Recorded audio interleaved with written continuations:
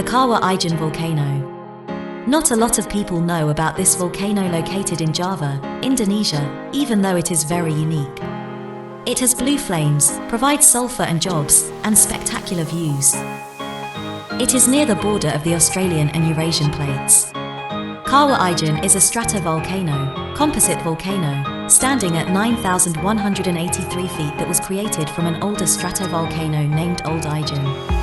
Old Ijen has a large caldera, a type of volcanic crater in this case formed by explosive eruptions.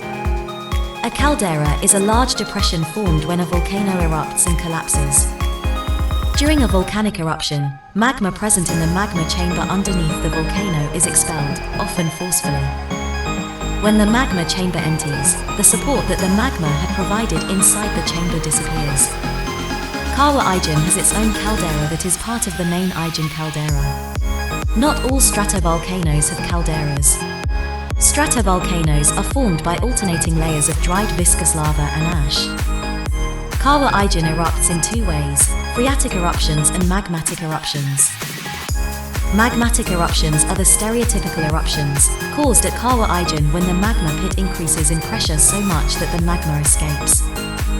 The last magmatic eruption at Kawah Ijen was in 1817. Not much is known about Kawah Ijen magmatic eruptions. We can assume that a small amount of explosive magma would spew out with an ash cloud. Phreatic eruptions are more common there. They occur when magma overheats the groundwater. The groundwater, ash, and other non-magma materials are spewed out of the volcano. The last major phreatic eruption happened in 1999, but the most recent eruption was in 2014. A Kawah Ijen phreatic eruption would look like a geyser, high-pressured, hot water would spew out quickly. Also, with this water would come a cloud of ash and small rocks. The last known eruption happened in August of 2014, and it lasted 6 days from the 6th to the 12th. During this eruption, intense fumarolic activity occurred. The lava isn't actually blue. Instead, it's the flames of the lava that give it the blue appearance. When the sulfur is exposed to oxygen and sparked by the lava, the sulfur starts to burn and appears as blue flames. Due to the high amounts of sulfur, it often also emits a strong smell that smells like rotten eggs. The closest city to Ijen is the town of Ijen, about 30 kilometers away, with a population of 664,199. Kawah Ijen not only the only volcano known of that produces blue flames at night, but also is home to the world's largest acidic lake. Flames up to 5 feet high and 600 degrees Celsius. Ijen volcano contains the world's largest acidic volcanic crater lake, called Kawah Ijen, famous for its turquoise color.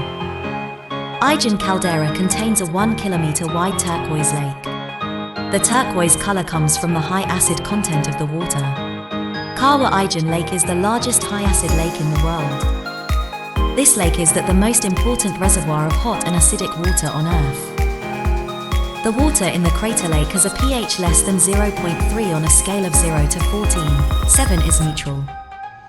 For comparison, lemon juice has a pH of 2, battery acid has a pH of 1. That acidity affects the chemistry of nearby river ecosystems, including the river Banyuwangi. The acid is caused by hydrothermal water and gases from the hot magma chamber below. Because of the great amounts of sulfur and acid that are near the area, animals and few plants are able to live near Kawah Ijen. Sulfur is pumped from vents in the Ijen caldera. One location on the side of the acid lake contains most of the vents. Sulfur in the Ijen caldera often liquefies or solidifies after time. It takes at least 2 hours to hike to the volcano, and you have to wear gas masks to protect yourself from the high amounts of sulfuric gases.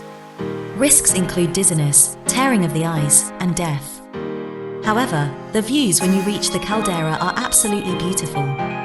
Workers gather sulfur at the caldera and earn $5 per basket, but the amount of workers is 40 times the working safe limit. There are also acidic streams that produce oxygen. Ijen is one of the few areas on Earth where sulfur mining is still done. Sulfur miners use steel bars to remove sulfur from the caldera. They fill their baskets, then hike rocky paths back to a sugar refinery that takes the sulfur. The work gives little pay. It is also very dangerous. The paths are very steep, and the sulfurous gas is poisonous. No known eruptions have caused much damage besides possible damage to sulfur miners. Interesting facts about Kawah Ijen. The volcano range has a rich sulfur deposit. During the day, the volcano looks like a normal volcano, but at night it is a dazzling light show. The volcano only rose to popularity after NationalGeographic.com featured it in an article.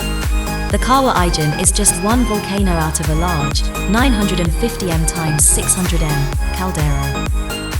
As of December 2014, this volcano is dormant. To conclude, Kawah Ijen is the most unique volcano ever. Thanks for watching. Do consider subscribing if you enjoyed the video.